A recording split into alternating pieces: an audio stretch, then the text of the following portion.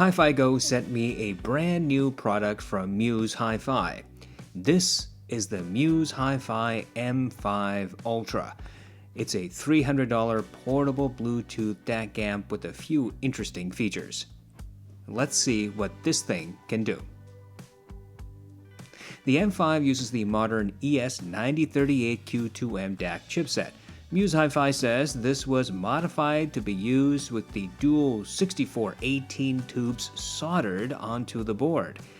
The M5 Bluetooth supports SBC, LDAC, and adaptive aptX. It supports all high-resolution PCM and even decodes DSD. The M5 has three gain modes, the typical DAC filters, and dual headphone outputs, 3.5mm single-ended and balanced 4.4mm.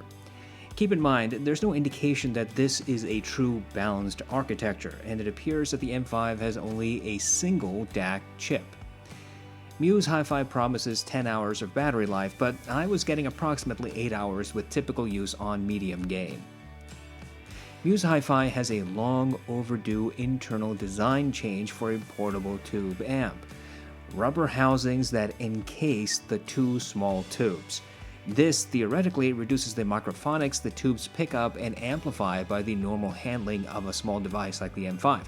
In fact, that's one huge problem for products like the Little Bear. The tubes in the Little Bear ring whenever you pick up that device and any other portable tube amps like it. In my experience with the M5, the shark absorbers around these tubes do seem to help quite a bit. Picking the M5 up from a desk or putting it in my pocket does not result in the loud ringing I hear with my other portable tube amps. Muse HiFi does not provide measurements for the M5. I don't know what the total maximum power output is, nor do I know what the sound signature is measured at. Finally, Muse HiFi says that the M5 has a, quote, rich, sweet sound due to the tubes. And that kind of descriptor is very, very common for tube gear, but it doesn't really mean that it's true. As for build quality, I think you'd be hard-pressed to deny the M5's excellent aesthetics and overall construction. This device is made of metal, and while it is slightly lighter than the Little Bear, the M5 feels substantial. There are cutouts on the side so that you can look at the glowing tubes when the device is turned on. The front or top of the M5 has a large window to see the components. Directly above that window is a small LCD display that shows connection type, volume step, gain, filter, battery indicator, and sample rate. The bottom of the M5 houses the two headphone jacks along with the two USB-C inputs.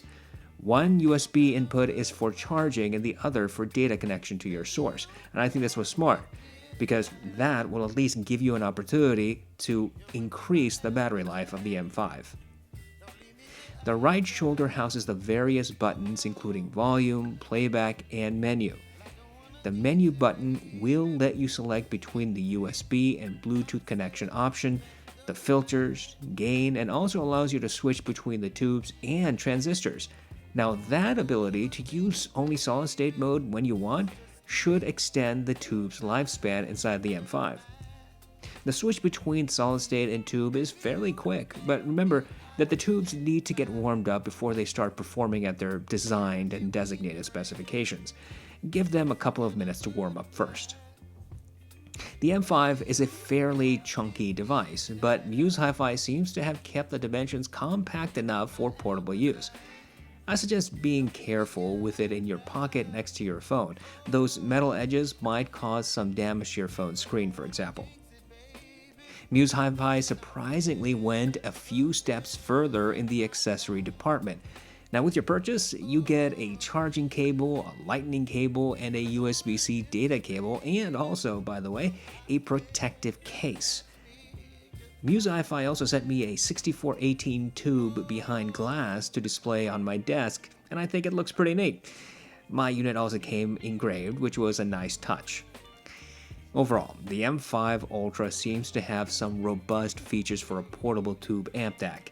This has everything you really would need in a device like this. Muse HiFi has crafted an aesthetically pleasing device with simple yet intuitive controls, dual function mode allowing you to switch between tubes and solid state, and also threw in the accessories. I spent 3 weeks using the M5 as one of my go-to devices. I plugged it into my desktop, laptop, and phones. I used it through wired connection and Bluetooth. I listened to my lossless music library, streamed lossy content, watched movies and TV shows, analyzed using my usual test playlists, and casually listened while I worked or puttered around the house. Look, I never had any problems with the M5. It connected immediately to all of my computers and phones. I connected via Bluetooth like any other modern device. The menu system is very simple and intuitive. Click the M button, then use the buttons immediately below to jump from one option to the next and to select them. There's not much to it, if anything, and frankly, there's not much to say about this feature. It works and it's fast. What more can you ask for? You can also select between the solid state and tube modes on the fly. There is a short pause, but no more than about 2 seconds before the music continues. Now, I compared the M5 against alternative devices. I used my typical A/B testing methodology. I paired the M5 against the low tube PAW S1, the low tube PAW 5000 Mark II, the Northern Electric Tube amp connected to my Matrix Mini I Pro 3, and the Brooklyn DAC Plus. I used the Alo S5X, Sennheiser HD6XX, Denon D5200, Meze Empyrean 2, review coming soon, Campfire Audio I/O, and numerous other headphones and IEMs. I listened to my lossless test playlist for this comparison. In solid-state mode, there is no difference at all between the M5 and the other solid-state devices I mentioned. When properly volume matched and using an A/B switch, these DACs and amps had exactly the same sound signature. Their DAC chipsets are designed for neutral, transparent rendition, and that's what you get. Lots of audiophiles claim that every DAC has its own sound signature. That's not supported by measurements or true A/B tests. Consequently, DACs and amps either have to purposely be designed to sound different, or you can apply DSP or EQ somewhere in the chain. Now, there are some gear which do sound different. For example, Polari makes a few amps that have a special feature to increase bass in their headphone amps. HiFi has both a marginal bass boost and soundstage increaser option in some of their devices. And some older DACs from ESS and Burr Brown have some variations when listened in true A/B testing, but frankly, those DAC chipsets are long gone and hard to find in gear currently circulating. Good luck if you can even find an option anywhere on eBay or AliExpress or some nefarious forum. Okay, so the real question is this: does the M5 have a noticeably different sound when in tube mode? Yes, it does. The tubes add a few decibels of mid-bass boost, marginally longer decay, and a very slight reduction in soundstage and clarity. Is this a sweet sound, as Muse HiFi says? Well, I don't know about that. You see, that is a very vague and subjective description. What does sweet sound like? Nevertheless, compared against the solid-state DACs I used here, the M5's tubes do add enough alteration to be noticeable.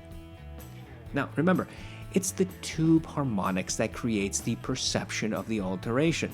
It's their harmonic distortion, to be precise. That distortion adds the so-called tube sound, or tube warmth, to the sound path. In fact, up until about 5 years ago, you could buy an HiFi iTube device to put between your headphones, an amp, or DAC, and you'd be able to test this yourself without the hassle of using a full-blown OTL amp. Devices like the Little Bear, Northern Electric, and M5 all try to bring a bit of that tube goodness into the signal. They do it variously successful degrees. The M5, in my opinion, does a very good job at giving you a flavor of the tube harmonic distortion. Now, how about the comparison between the M5 and the Northern Electric or the Little Bear? Well, here's the thing. The Little Bear, I've always found, has kind of a slight tube effect. Certainly not to the extent that I heard on the M5. Now, the distinction might be minor in some instances depending on what type of track you're listening. A bassy track might have a more different emphasis on the M5 compared to the Little Bear. But let's say your track doesn't use much bass, in which case you might not really hear a significant difference. But I think there is, in fact, a difference. The Northern Electric DAC, on the other hand, I think sounds very similar to the M5. It's not exact, going back and forth in an A/B test, trying to volume match and then change volume to try to trip myself up. I always thought that maybe the M5 was slightly clearer than the Northern Electric, but really that wasn't consistent, and I cannot say that the Northern Electric sounded different or better or worse than the M5 and vice versa. Speaking of all of this, I am surprised that Muse HiFi's tube dampening system actually works, and it works great. I never heard the tubes ringing from handling the M5. That is a far cry from what I experienced with the Little Bear, which rings and rings and rings and rings if you even tap on the table next to that device. Even the Northern Electric, which I think is a superior device overall to the Little Bear, has a bit of that ringing whenever you handle it, but not on the M5. Now, let's briefly touch on the DAC filters on the M5. Look, I've tested these filters for years. I've looked at their specifications and reviewed their measurements over and over again. They kick in well above the audible range where music is not recorded. Very, very, very few tracks in all the millions upon millions upon millions of available tracks actually record anything in the 15 kilohertz or higher range. And by the way, it's in the 20 kilohertz area where all these DAC filters actually activate. So all those who say that they hear a difference in DAC filters need to answer how that's even possible. Their music isn't recorded in the range where these filters are supposedly kicking in. And when compared in a true A/B test, there's no alteration whatsoever. DAC filters, in my opinion, are just a gimmick. DAC companies should stop wasting time on them and instead give us baked-in EQ options instead. Finally, let's talk about the power output. I have no idea what it is. Muse HiFi did not provide measurements, and I could not find anything online to clarify this question. But I was still quite surprised to find that the M5 has plenty of power to drive headphones up to 300 ohms. And in fact, I have to correct myself. My 600 ohm Beyerdynamic T1 2nd Gen worked just fine on the M5. Planar magnetic headphones also sounded pretty good on this device, and I was able to get them very loud, louder than I felt comfortable listening. This included the Empyrean 2, all of my large LCD headphones from Audeze, and in fact, all of my HiFi planar magnetic headphones. The M5 cannot drive specialty headphones like the Mahara's Argon, which notoriously needs 1 watt or higher for peak performance. But dynamic drivers and most planar magnetic headphones should get sufficient power for peak performance in most cases. As for IEMs, there is no need to worry. I cannot think of any IEM that will struggle on the M5, and I have tested many IEMs, and I have a whole closet full of them, and I have yet to find one that requires a power plant to drive. Ultimately, I am impressed with the M5 Ultra. It has every feature I would want from a portable tube amp DAC. It's the Little Bear with a lot more refinement. The tubes are well implemented. The ability to switch to solid state is quite useful, giving you the option of using the M5 well after the tubes die. And frankly, the tube lifespan on these particular types of tubes should be many years from now. Having the chance to use tubes wirelessly over Bluetooth, yeah, that's a good improvement over the competitors like the Little Bear. I think Muse HiFi did a fantastic job with the M5. The MSRP of $300 is, I think, reasonable given what's included. If you're in the market for a new portable device and you have never tried a tube component, then the M5 is really worth looking into. On the other hand, If you're not sure about spending $300 and you're just kind of curious whether or not you're going to like a tube component in a small form factor, go ahead and try out the Little Bear. It's about $75 to $100 depending on which model you get, and although it has a lot of downsides, it does provide just a little bit of that tube goodness, and you don't have to spend the additional $200 on the M5 if you're only out to serve your curiosity. But if you really want the creme de la creme as far as we have the option now, I think the M5 is hard to beat.